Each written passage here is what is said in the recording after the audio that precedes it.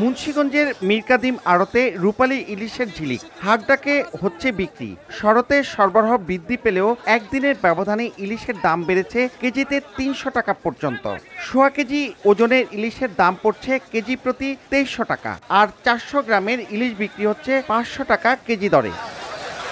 তারপরও পাইকার আর সাধারণ ক্রেতাদের উপচে পড়া ভিড়। ইলিশ ছাড়াও যারা কিনছেন পাঙ্গাস, কই, শিং, রুই, কাতল, আইড়, বোয়াল, চিতল, মৃগেল, কিন্তু সব মাছেরই দর চড়া। আছে শিং মাছে কেমিক্যাল ব্যবহারের অভিযোগ। কি ধরনের মাছ উঠছে, কতটুকু মাছ উঠছে, ওই হিসাব করে তারা বাজার আপ ডাউন করে, নিয়ন্ত্রণ তাদের হাতে। 2 মিনিটের ভিতরে দাম বেড়ে যাচ্ছে, মানে ওরাই এখানে আবার এনে বিক্রি করতেছে একই মাছ। বাজার মনিটরিং মাধ্যমে সকল পণ্যের দাম কমে রাখবে, কিন্তু আমরা তো সেরকম তো পাচ্ছি না। অন্যদিকে আড়তদারদের দাবি, ভারতে ইলিশ রপ্তানির কারণে দর বেড়েছে। আমার দেশে মাছ পায় না খাইতে, আমার দেশের মানুষ মাছ পায় না খাইতে, ইন্ডিয়াতে মাছ দিয়া দেয়, তাও ভর্তুকি দিয়া।